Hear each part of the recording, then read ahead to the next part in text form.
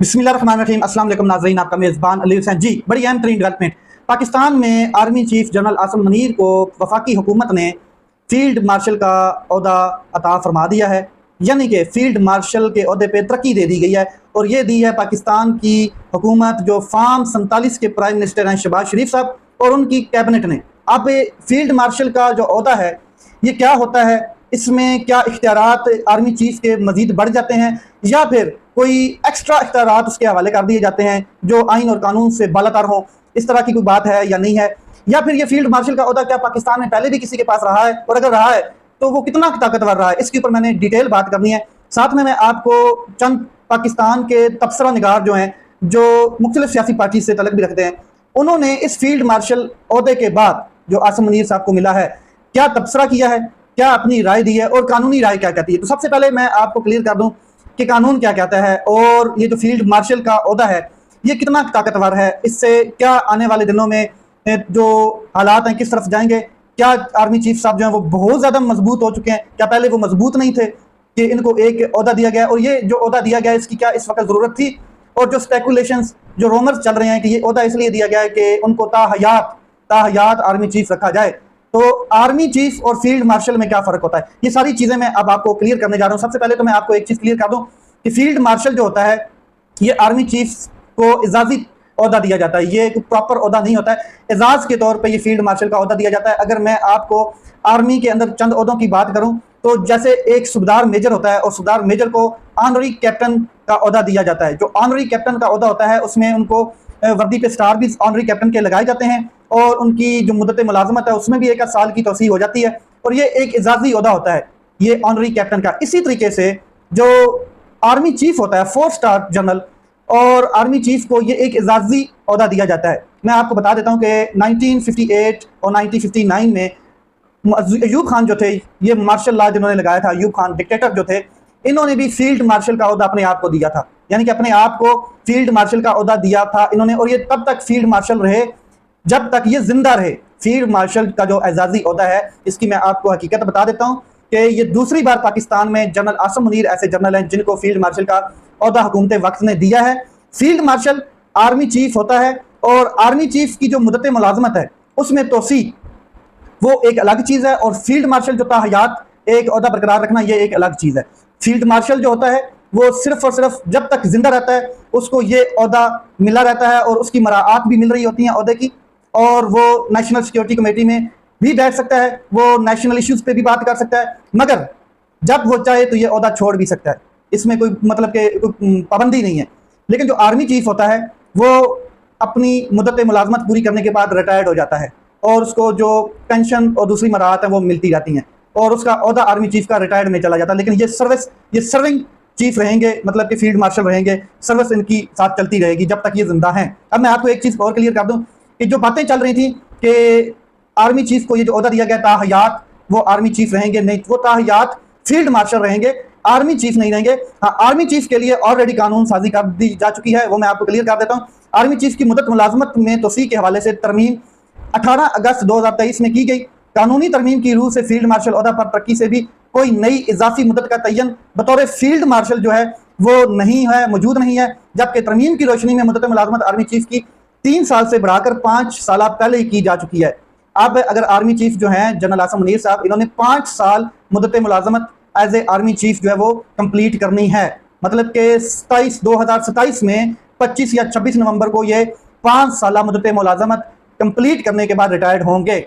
अगर फिर इनको आगे भी मैं आपको क्लियर कर देता हूँ कि इस मुद्दत मुलाजमत के खत्म होने के बाद दोबारा अगर तकर्री करनी पड़े, और कानून भी इसके ऊपर नाफिज अमल हो चुका है, और वो ये है कि 64 ईयर उम्र की हद की जो शिक थी एज ए आर्मी चीफ वो खत्म कर दी गई है। अब ये आगे भी मजीद 5 साल के लिए इनको एक्सटेंशन दी जा सकती है।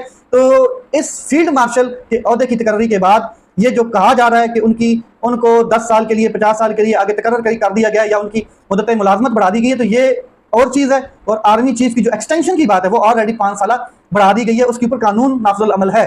अब बात समझ आ गई है आपको। अब मैं आगे चलता हूँ। तो फील्ड मार्शल जो होता है उसको एक तो प्रोटोकॉल वही होता है आर्मी चीफ वाले, सिर्फ उसके जो स्टार्स हैं उनमें 1 स्टार का इजाफा हो जाता है। वैसे जो आर्मी चीफ होता है 4 स्टार जनरल होता है, और 4 स्टार जनरल जो होता है वो आर्मी चीफ होता है।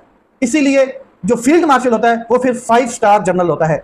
और ये दुनिया में कई ममालिक में फील्ड मार्शल जनरल रहे हैं। इंडिया में भी फील्ड मार्शल जनरल रहा है, तो 2 जनरल वहां पर भी गुजरे हैं। अब दूसरा जनरल पाकिस्तान में फील्ड मार्शल तकर्री हो चुकी है और आज शाम को 4 बजे तकरीबन उनके जो स्टार्स हैं कंधे पे वो बढ़ जाएंगे, उनकी गाड़ी के आगे भी 5 स्टार लग चुके होंगे और जनाब ताहयात फील्ड मार्शल रहेंगे, आर्मी की सर्विस का हिस्सा रहेंगे। अब फील्ड मार्शल के हवाले से जो फैसल वाडा साहब हैं उन्होंने जो बात की है, तो फील्ड मार्शल के ओहदे की मुद्दत इनडेफिनेट गैर मुअय्यना मुद्दत होती है।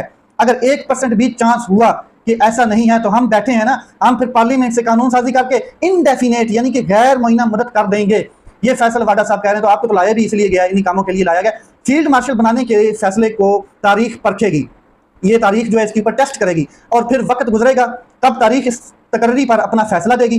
बाकी ये मत समझें कि जंग जो है वो खत्म हो गई है, जंग अभी पोस्टपोन्ड हुई है, सीज फायर हुआ है। इस लिहाज से भी मुझे ये फैसला कुछ जल्दबाजी में नजर आ रहा है और ये बात कर रहे हैं मुस्तफ़ा नवाज खोखर साहब। आगे चलते हैं, तो आर्मी चीफ साहब जो है उन्होंने कहा कि फील्ड मार्शल का एजाज़ मिलने पर अल्लाह का शुक्र अदा करता हूँ, ये एजाज़ शहदा के नाम करता हूँ, ये एजाज़ कौम की अमानत है जिसको निभाने के लिए लाखों आसम मुनीर कुर्बान। ये इंफरादी नहीं बल्कि अफवाज पाकिस्तान और पूरी कौम के लिए एजाज़ है। ये आपको कौम की तरफ से नहीं दिया गया एजाज़, ये जिन लोगों ने आपको दिया है उनके ऊपर कौम एतमाद ही नहीं करती, उनको वोट ही नहीं दिया कौम ने, उनकी सिर्फ 17 सीटें। ये जो एजाजी जो आपको औहदा दिया गया फील्ड मार्शल का, आर्मी चीफ साहब काबिल एहतराम काबिल इज़्ज़त, ये आपको फार्म 47 के प्राइम मिनिस्टर और उनकी कैबिनेट ने दिया है। ये वो लोग हैं जिनको ताकत के नशे में लाया गया और अपनी जिद और अना में लाया गया और आज ये नवाजिशें कर रहे हैं। इसके अलावा और कोई बात नहीं है। और मज़े की बात बताऊं तो यहाँ पर फिर जो air chief marshal Zaheer Ahmed Babar Sidhu साहब हैं, इनकी भी मुद्दत मुलाजमत ख़त्म होने पर इनकी खिदमत जो है उनको जारी रखने का काबीना ने मंजूरी दी है। मैं आपको बता देता हूँ जिस तरह कई दफ़ा एक्सटेंशन दी जा चुकी है। फॉर एग्जांपल बाजवा को एक्सटेंशन दी गई, अब बाजवा को एक्सटेंशन दी गई, उसने आगे 3 साल मुकम्मल किए हैं, 6-7 चीफ ऑफ आर्मी स्टाफ रहे हैं। बस इमरान खान साहब चाहते तो उनको भी फील्ड मार्शल का ओहदा दे देते। जब अभी नंदन का जहाज गिराया गया था तो ये प्रोटोकॉल उनको भी मिल सकता था, लेकिन इमरान खान साहब ने नहीं दिया, क्योंकि इमरान खान साहब अवामी नुमाइंदे हैं और वो किसी की जो सियासी जंग है वो नहीं लड़ रहे थे, वो किसी की बोझ में नहीं थे, वो किसी के हसद में नहीं थे और उनको ये डर नहीं था कि अगर मेरी प्राइम मिनिस्टर की सीट चली गई तो मेरे साथ क्या होगा।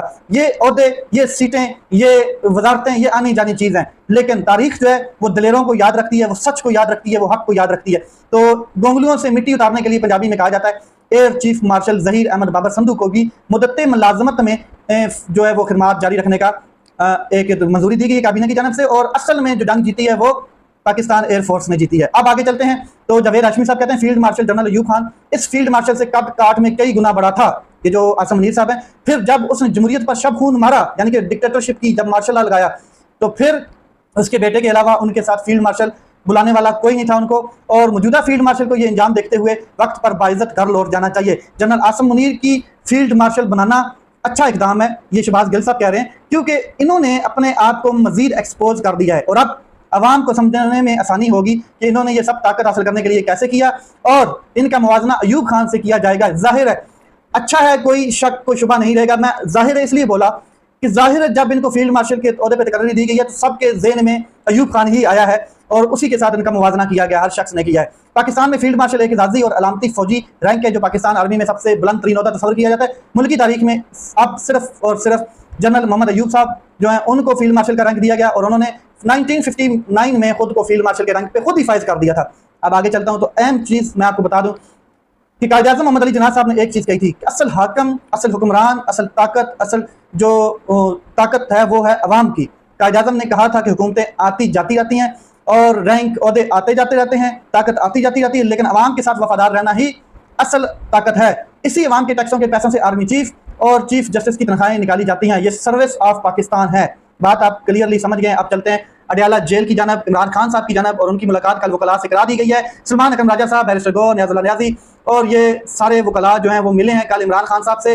अलीमा खान साहिबा माइनस करके उनकी 2 बहनों की भी मुलाकात कराई गई है। यानी कि ये सिस्टम, ये निज़ाम अलीमा खान साहब से भी खौफ खाता है, अलीमा खान साहिबा से भी डर खाता है और उनकी मुलाकात नहीं करवाई जा रही। लेकिन कोई फर्क नहीं पड़ता है कि उज़मा साहिबा और नूरीन साहिबा सेम मैसेज आके दे देती हैं और उन्होंने खुद कहा था कि मेरे से ज़्यादा ये दोनों बहनें मेरी टैलेंटेड हैं। और फिर मज़े की बात, सलमान अकरम राजा साहब भी मौजूद थे, बैरिस्टर गौर साहब भी थे। और क्या इमरान खान साहब का पैगाम है वो मैं आपके सामने एज इट एज रखना चाहूँगा। सबसे पहले इमरान खान साहब ने कहा कि एस्टैब्लिशमेंट के साथ बातचीत करने का दरवाज़ा कभी बंद ही नहीं किया ही नहीं, क्योंकि इमरान खान साहब पहले भी कहते थे कि जिन लोगों के पास ताकत है मुझे तो उनसे बात करनी है, वो बात करें, वो गारंटी दें, वो मामलात को देखें।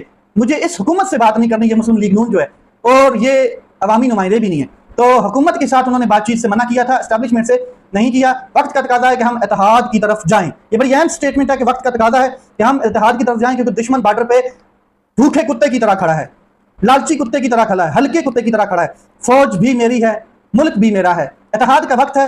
पार्टी और अफवाज में यानी कि एस्टैब्लिशमेंट के साथ जो इत्तेहाद है वो होना चाहिए।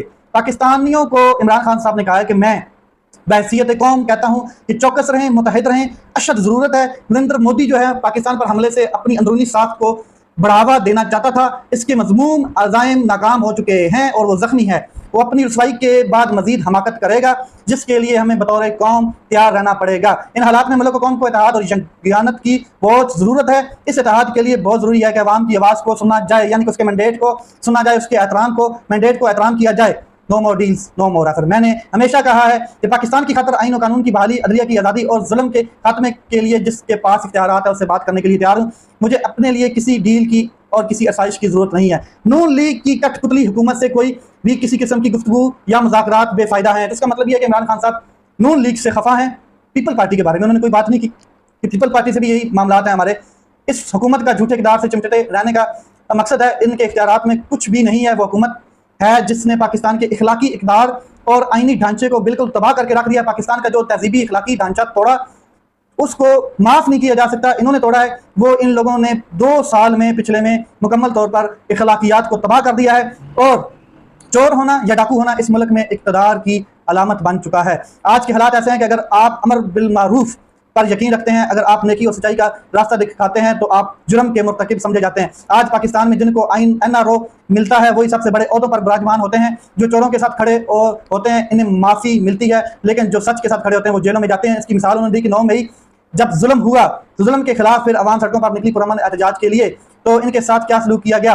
डॉक्टर यास्मीन राशिद और अंदलीब अब्बास दोनों एक ही गाड़ी में मौजूद थी, सवार थी, लेकिन एक ने प्रेस कॉन्फ्रेंस करके सच के खिलाफ मौक़िफ़ इख्तियार किया, वो बाहर है, और जो सच के साथ खड़ी रही वो आज अंदर जेल में, अडयाला जेल में। डॉक्टर यास्मीन राशिद साहबा, शाह महमूद कुरैशी साहब के हवाले से भी उन्होंने यही कहा कि साइफर के केस में उनको बहुत प्रेशर था और मेरे खिलाफ बयान लेना चाहते थे, लेकिन उन्होंने सच का साथ दिया, इसलिए वो आज बरी नहीं है, बल्कि वो आज जेल में है, और जो झूठ का साथ देते रहे वो आज आज़ाद घूम रहे हैं। तो इमरान खान साहब ने बिल्कुल क्लियर कहा है, ये लोग 8 फरवरी के इलेक्शन में अवाम को जो वोट है उसकी इन्होंने तजलील की है, और अदलिया के निज़ाम पर इन्होंने हमला किया है। 26वीं आईनी तरमीम इस हमले की एक कड़ी है। जैसे आज़म हुसैन तारड़ जो है, आज़म नज़ीर तारड़ और एहसन भून ने नून लीग और एस्टैब्लिशमेंट की फैक्ट्री में मैन्युफैक्चर किया है। इसका मकसद था कि एक काजी फायज ईसा की जगह कई काजी फायज ईसा पैदा करो, हर कोर्ट में एक काजी फायज ईसा बिठाओ और पूरा निज़ाम जो है वो दफन कर दो। इक़्तिदार पर काबिज नासमझ लोग, झूठे लोग जालिम को, निज़ाम को बचाने के लिए मुल्क पर हर इलाके में पाकिस्तानियों पर जुल्म कर रहे हैं। चादर चारदवारी को तकद्दुस को पामाल कर दिया है। सियासी मुखालिफिन बिलखुसूस पाकिस्तान तहरीक इंसाफ के कारकुनों की अगवाईकारी और इन पर तशद्दुद रोज़मर्रा का मामूल बन चुका है। तो इमरान खान साहब ने कहा कि हज़रत अली का कौल है कि कुफर का निज़ाम चल सकता है मगर जुल्म का निज़ाम नहीं चल सकता। पाकिस्तान में राज, जुल्म, जबर, नाइंसाफ़ी का निज़ाम भी इंशाअल्लाह ज़्यादा देर नहीं चलेगा। तो सलमान और कासिम के हवाले से उनकी बहनों ने उनको खबर दी कि आपके बेटों ने ऐसे ही बातें की हैं जैसे आप बातें करते हैं इंटरव्यू में, आपके उन्होंने ख्यालात का इजहार किया है। तो इस पर उन्होंने कहा कि मुझे बहुत खुशी हुई है कि मेरे बेटे जो हैं उन्होंने मेरे हक़ में आवाज़ उठाई है। आगे इमरान खान साहब ने कहा है कि मैं अपनी पार्टी लीडर्स, ख़वातीन और वर्कर को खराज तहसीन पेश करता हूँ जो इस वक्त भी कैदोबंद की सोबतें बर्दाश्त कर रहे हैं। वो तमाम अफराद जो नाजायज़ फौजी अदालतों की वजह से जेल में हैं वो बहादुरी का इस्तारा हैं। ये इमरान खान साहब का टोटल मैसेज था। मियाँ अबाद फ़रूक साहब भी कल अडयाला जेल के बाहर बहुत जज्बाती, जुनूनी हुए और उन्होंने कहा कि ये बेगैरत किस्म की लीडरशिप है कि मेरा लीडर अंदर बैठा है, उसकी हड्डियाँ गल रही हैं और वो बूढ़ा हो रहा है दिन ब दिन, और यही वो स्लो पॉइजनिंग है जो इमरान खान साहब को दी जा रही है। और अब तो फील्ड मार्शल का ओहदा भी मिल चुका है जनाब, आप तो इमरान खान साहब पर कब रिहा होंगे। तो मियाँ अबाद फ़रूक जो है उन्होंने टिकट होल्डर से भी खिताब करते हुए आज बड़ी अहम स्पीच की है। वो क्या कहते हैं वो मैं आपके सामने रखता हूँ कि हमें नींद कैसे आती है कि हमारा लीडर जेल में है, हमें गैरत करनी चाहिए। मेरे बच्चे मुझे कहते हैं कि आप रिहा होकर भी हमारे साथ नहीं रह रहे और हमारा लीडर बुरा हो रहा है, इसकी हड्डियां गल रही हैं और हम यहाँ आराम से बैठे हैं एसीओ में। हमें गैरत करनी होगी, हमारा लीडर इस वक्त बाहर आएगा जब हम बाहर निकलेंगे। ये मियाँ अबाद फ़रूक साहब ने अपने जो तहरीक इंसाफ के टिकट होल्डर्स हैं उनसे खिताब किया और बड़ी अहम स्पीच की। उन्होंने कहा कि इनकी बहनों के साथ कोई नहीं खड़ा हो रहा, कोई लीडरशिप अडयाला जेल के बाहर आती नहीं है। ये कहाँ मर गए हैं, तुम बेगैरत हो चुके हैं, तुम्हें गैरत खत्म हो चुकी है, तुम ओहदों के पीछे छुपे हुए हो तुम। और साथ में उन्होंने कहा कि ये कुछ काली भेड़ें हैं जो पाकिस्तान तहरीक इंसाफ में ओहदों से चिपकी पड़ी हैं और इमरान खान साहब के लिए कुछ नहीं कर रही हैं। कहाँ हैं ये लोग, किधर मर गए हैं, इस तरह के अल्फाज उन्होंने इस्तेमाल किए। हो सकता है पार्टी के अंदर से उनके खिलाफ कल आने वाले दिनों में आवाज़ उठे। ये कोई शक नहीं है, क्योंकि पार्टी में वाकई ब्लैक शीप्स मौजूद हैं, और जब ब्लैक शीप्स हैं वो ओहदों से चिपकी पड़ी हैं। और इमरान खान साहब ने अडयाला जेल से मैसेज भी दिया है कि अली अमीन गंडापुर साहब ड्रोन हमलों के हवाले से पब्लिक करें रिपोर्ट और कौम को एतमाद में लिया जाए। अब चलते हैं हलीमा खान साहबा और जो मियाँ बाद फरूक साहब हैं, उन्होंने बड़ी अहम बात की। उन्होंने कहा है कि एक तो मिलिट्री जेल की सूरत कभी कबूल नहीं की जाएगी। मिलिट्री जेल जो है, जो मिलिट्री ट्रायल है, मिलिट्री जेल, जब इमरान खान साहब के ऊपर वक्त आएगा तो ये इसको कभी कबूल नहीं किया जाएगा। इनको गलत फहमी है कि एस्टैब्लिशमेंट के पास गोल्डन अपॉर्चुनिटी है इस टाइम कि वो इमरान खान साहब के साथ मामला को ठीक करे। इनमें जुर्रत ही नहीं है कि ये इमरान खान साहब को मिलिट्री कोर्ट की तरफ से लेकर जाएं। बड़ी अहम तरीन स्टेटमेंट थी। लेट्स ये मामला के तरफ जाते हैं और अपना ख्याल रखें, अपने भाई के इस चैनल का ख्याल रखें। पाकिस्तान जिंदाबाद।